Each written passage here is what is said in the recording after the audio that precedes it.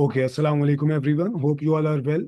Beta, in the previous lectures we were discussing Battle of Plassey and Battle of Buxar. आज की class में हम लोग continue करेंगे with the Anglo Mysore war of 1799. ठीक है, मैं आपके साथ जरा स्क्रीन शेयर कर रहा हूँ, आप लोग कंसंट्रेशन के साथ बैठना. ईआईसी और ब्रिटिश एक्सपेंशन में हम लोग अब तक जो जो टॉपिक्स डिस्कस कर चुके हैं उसमें we have already discussed EIC's interest in India for 7 marks, event of black hole for 4 marks, battle of Plassey for 4 marks and battle of Buxar for 4 marks. ठीक है, now we are starting off with a new topic, the Anglo Mysore war of 1799. ठीक है, okay चलो let's move forward, आगे बढ़ते हैं.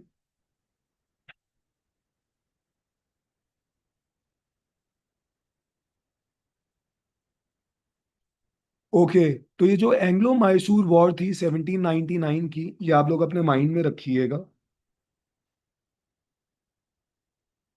This was the fourth Anglo Mysore war और the last Anglo Mysore war जो लड़ी गई थी in the kingdom of Mysore. और आपको पता है जो किंगडम ऑफ मैसूर थी ये इंडिया के साउथ में थी.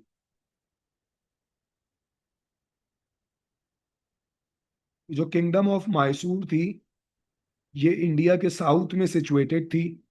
और यहाँ पर पहले रूल करता था Hyder Ali, who was the father of Tipu Sultan. और हैदर अली की डेथ के बाद Tipu Sultan became the ruler of Mysore. ठीक है, अच्छा ये जो लास्ट एंग्लो मैसूर वॉर थी ये क्यों लड़ी गई, क्या रीजंस थे, किसकी किसके साथ वॉर हुई, ये हम जरा डिस्कस करते हैं. स्क्रीन तुम्हारे सामने है, कंसंट्रेशन के साथ बैठना. हम लोग जल्दी जल्दी इसको गो थ्रू करेंगे और आसान सी वॉर है, आराम से समझ में आ जाएगी. चलो, the last Anglo Mysore war was fought between the EIC. On one side, it was EIC, and on the other side, it was the forces of Tipu Sultan. तो ये जो वॉर लड़ी गई थी, the fourth Anglo Mysore war, it was fought between EIC and Tipu Sultan. Tipu Sultan कौन था? He was the ruler of Mysore, और इसको टाइगर ऑफ मैसूर भी कहा जाता था. Tipu Sultan was also known as the Tiger of Mysore because he was a very brave ruler. He was a warrior. ठीक है, बहुत ब्रेव एक लीडर था. इसकी वजह से मैसूर के लोग इसको टाइगर कहते थे फॉर हिज ब्रेवरी. ठीक है, अच्छा अब ये वॉर क्यों लड़ी गई ये हम जरा देखते हैं. आप सबको ये पता है कि the father of Tipu Sultan Hyder Ali was the staunch rival of the British EIC. वो ब्रिटिश ईआईसी का राइवल था, बहुत बड़ा एनिमी था. और उसके बाद उसका जो बेटा था हैदर अली का, टीपू सुल्तान, ब्रिटिश उसको भी अपना एक बहुत बड़ा एनिमी कंसिडर करते थे. और ब्रिटिश को ये नजर आ रहा था कि अगर उन्होंने किंगडम ऑफ मैसूर को कैप्चर कर लिया तो उनके लिए साउथ इंडिया को कैप्चर करना आसान हो जाएगा. और तुम्हें पता है उससे पहले बैटल ऑफ प्लासी और बैटल ऑफ बक्सर में ऑलरेडी ब्रिटिश इंडिया के ईस्ट को कैप्चर कर चुके थे. और अब ब्रिटिश मूव कर रहे थे इंडिया के साउथ पे. और इंडिया के साउथ में जो सबसे बड़ा चैलेंज था ब्रिटिश को, वो था Tipu Sultan. So the British wanted to remove his kingdom, the British wanted to remove his government. British उसकी किंगडम को, उसकी गवर्नमेंट को खत्म करना चाह रहे थे. ठीक है, नाउ व्हाट हैपेंड इसको हम जरा देखते हैं और आप लोग इसको मेरे साथ साथ गो थ्रू करोगे. Richard Wellesley, Richard Wellesley who was the governor general of EIC, जो कि ईआईसी का हेड था, forced Tipu Sultan to sign subsidiary alliance. उसने टीपू सुल्तान को फोर्स किया कि Tipu Sultan subsidiary alliance sign कर ले. अब ये सब्सिडरी अलायंस क्या था? ये सब्सिडरी अलायंस ब्रिटिश ने एक लॉ बनाया हुआ था. और प्रिंसली स्टेट के रूलर्स को कहा जाता था, जो प्रिंसली स्टेट के रूलर्स थे उनको कहा जाता था कि, प्रिंसली स्टेट्स के रूलर्स को यह कहा जाता था फ्रॉम द ब्रिटिश ईआईसी कि आप अपने लैंड को रूल करते रहें, आप अपने लैंड को रूल करते रहें, लेकिन आपको उस तरीके से अपने लैंड को रूल करना होगा जिस तरीके से हम आपको बोलेंगे। मतलब in short, the British wanted to make Tipu Sultan their puppet. The British EIC wanted to make Tipu Sultan their puppet. British ये चाहती थी कि टीपू सुल्तान किंगडम ऑफ मैसूर को उन रूल्स एंड रेगुलेशंस पे, उस तरीके पे रन करें जैसा ईआईसी उसको ऑर्डर करे। एक बात ये हो गई सब्सिडरी अलायंस में। दूसरा, the British EIC and Richard Wellesley wanted Tipu Sultan to dismantle his army। वो चाहते थे कि टीपू सुल्तान अपनी आर्मी खत्म कर दे। ठीक है। सो इन शॉर्ट, मैंने दोबारा रिपीट कर रहा हूं ये बात, ये वॉर क्यों लड़ी गई? British EIC wanted Tipu Sultan who was the ruler of Mysore to become their puppet by signing subsidiary alliance. और उन्होंने टीपू सुल्तान को ये फोर्स किया कि आप अपनी आर्मी को खत्म करें, डिसमेंटल करें, क्योंकि टीपू सुल्तान के पास एक पावरफुल आर्मी थी और ब्रिटिश ईआईसी उसको अपने लिए एक थ्रेट अज्यूम करते थे। ठीक है। Thirdly, the British wanted Tipu Sultan to accept British dominance। British ये चाहते थे कि टीपू सुल्तान ब्रिटिश की डोमिनेंस को, ब्रिटिश की पावर को एक्सेप्ट करे। ठीक है, एक बात ये हो गई। And lastly, British also wanted Tipu Sultan to end his alliance with the French. Tipu Sultan की एक अलायंस थी, एक पार्टनरशिप थी फ्रेंच के साथ। और आपको पता है फ्रेंच जो थे, ये ब्रिटिश राइवल थे, है ना?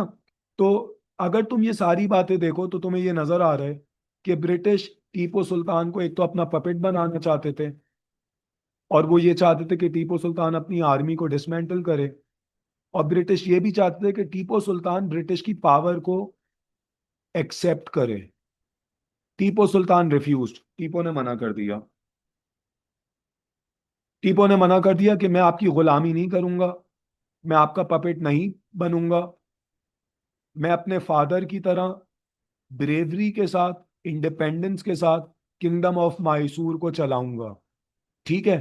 इस पर क्या हुआ? इस पर ब्रिटिश ईआईसी ने टीपो के अगेंस्ट वॉर स्टार्ट कर दी। वॉर स्टार्ट कर दी। और इस वॉर में आप लोग ये जरा गौर से देखिएगा, the British EIC was supported by, British EIC को कौन सपोर्ट कर रहे थे? The Nizam of Hyderabad and the Marathas. अब तुम ये अंदाजा लगाओ by looking at this part कि हैदराबाद का जो निजाम था, who was a Muslim, and Marathas जो कि हिंदू थे तो ये इंडियंस। और इनको मदद किसको करना चाहिए था? They should have supported Tipu Sultan. But on the contrary, इन्होंने किसको सपोर्ट किया? इन्होंने सपोर्ट किया ब्रिटिश ईआईसी को।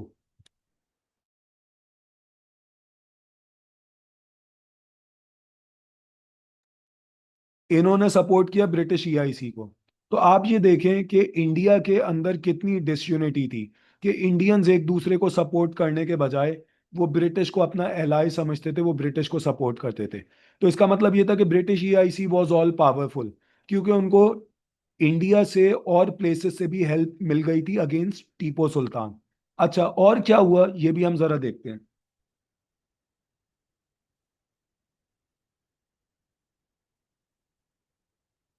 रिचर्ड वेलेस्ले ने वो स्ट्रेटेजी अडॉप्ट करी जो रॉबर्ट क्लाइव ने करी थी। सर, रॉबर्ट क्लाइव ने बैटल ऑफ प्लासे में क्या स्ट्रेटेजी अडॉप्ट करी थी? आप लोग को याद होगा कि रॉबर्ट क्लाइव ने मीर जाफर को ब्राइब किया था, जो कि सिराजुद्दौला का एक की कमांडर था, और उसको अपने साथ मिला लिया था। और मीर जाफर ने सिराजुद्दौला को बैटल ऑफ प्लासे में बिट्रे करा था, जिसकी वजह से रॉबर्ट क्लाइव को बैटल ऑफ प्लासे में सक्सेस मिली थी। इधर भी कुछ ऐसा ही हुआ।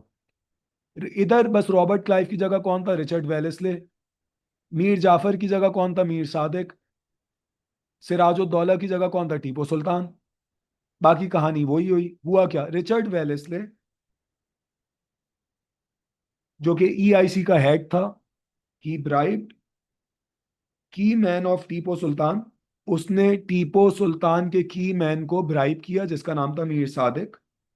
और मीर सादिक ने क्या किया? हु हेल्प्ड वेलेस्ले, जिसने रिचर्ड वेलेस्ले को हेल्प किया to enter the secret opening of Tipu's fort at Seringapatam. उसने किया क्या मीर सादिक ने? तुम्हें पता है पहले फोर्ट्रेसेस होते थे, टीपू सुल्तान का एक फोर्ट्रेस था, किला था सेरिंगापतम में, मैसूर में। और पहले ये जो हमारे पास फोर्ट्रेसेस होते थे, इनमें सीक्रेट टनल्स होते थे, टनल्स, कि कभी कोई एनिमी आपका अटैक करे तो आप उस टनल से एस्केप कर सको। सही है, या उस टनल से आपके पास री आ सके। तो अब मीर सादिक ने किया क्या, ये जो सीक्रेट टनल था, इसकी जो ओपनिंग थी, इसका जो रास्ता था, वो मीर सादिक ने रिचर्ड वेलेस्ले को बता दिया। रिचर्ड वेलेस्ले और ईआईसी के ट्रूप्स यहां से एंटर हुए और उन्होंने टीपो पर अटैक किया। अच्छा, जब ये टीपो पर अटैक कर रहे थे, ये बात भी आपकी हिस्ट्री की बुक्स में लिखा हुआ है, हिस्ट्री के अंदर आया है, जब वो रिचर्ड वेलेस्ले और ईआईसी के फोर्सेस टीपो सुल्तान पे अटैक कर रहे थे, तो जो फ्रेंच सोल्जर्स थे, आपको पता है फ्रेंच और टीपो सुल्तान में एक पार्टनरशिप थी, तो जो फ्रेंच सोल्जर्स थे उन वो टीपो को रिस्पेक्ट करते थे। उन्होंने टीपो सुल्तान को बोला, मिस्टर टीपो, आप पीछे चले जाएं, हम आपकी जगह आगे जाके लड़ेंगे। You know what Tipu said? Tipu ने बोला, a single day life of a lion, शेर की एक दिन की जिंदगी, is worth better than 1,000 years life of a sheep. और कुछ बुक्स में आया है 1,000 years life of a jackal. उसने क्या बोला कि शेर की एक दिन की बहादुरी की जिंदगी, करेज, डिटर्मिनेशन, ब्रेवरी की जिंदगी इज बेटर देन, वो बेहतर है किससे? जैकल के या शीप के 100 साल की या 1,000 साल की बुजदिली की जिंदगी से। खुल के जी लो एक दिन ब्रेवरी के साथ अपने दुश्मन के सामने, या फिर बुजदिली की जिंदगी 1,000 साल की जी लो।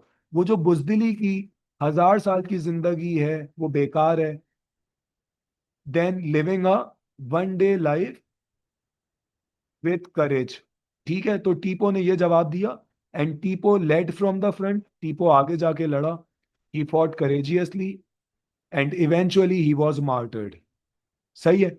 और आप जब पाकिस्तान स्टडीज में हिस्ट्री में पढ़ते हो, दो लोग ऐसे थे जिनको ब्रिटिश ने गार्ड ऑफ ऑनर दिया था, दुश्मन होने के बावजूद ब्रिटिश ने उनको सल्यूट किया था, उनकी ब्रेवरी को और उनकी करेज को ब्रिटिश ने एक सिंबल अज्यूम करा था। वो कौन सी दो पर्सनैलिटीज थे?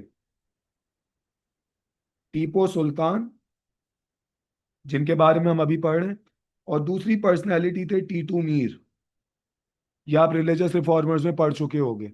ठीक है। So the point over here is, Tipu ने ब्रिटिश का पपेट बनने से मना कर दिया।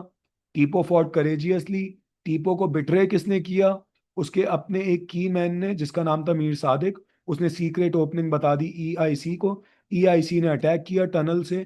टीपो fought courageously and he was martyred. अच्छा, ये पूरी बैटल थी, इसका ब्रिटिश को फायदा क्या हुआ? The war ended the kingdom of Mysore. जो किंगडम ऑफ मैसूर थी, हैदर अली और फिर उसका बेटा टीपू सुल्तान, ये किंगडम खत्म हो गई। And British rule expanded in south India, और ब्रिटिश का रूल साउथ इंडिया में एक्सपेंड हो गया, क्योंकि साउथ इंडिया में ब्रिटिश के लिए सबसे बड़ा चैलेंज था टीपू सुल्तान। ब्रिटिश ने इस चैलेंज को एलिमिनेट कर दिया था, हटा दिया था। तो ब्रिटिश ने बैटल ऑफ प्लासी और बक्सर में बंगाल, बिहार, उड़ीसा को कैप्चर किया। पूरा ईस्ट ईआईसी के कंट्रोल में आ गया इंडिया का। उसके बाद ब्रिटिश ने जब टीपू सुल्तान को हराया, तो इंडिया के साउथ के कुछ पार्ट्स ब्रिटिश ईआईसी के कंट्रोल में आ गए। और हमें यह पता चल रहा है कि ब्रिटिश का रूल एक्सपेंड हो रहा है। ठीक है, तो अब जल्दी से तुम लोग एक दफा इसको रिवाइज कर लो।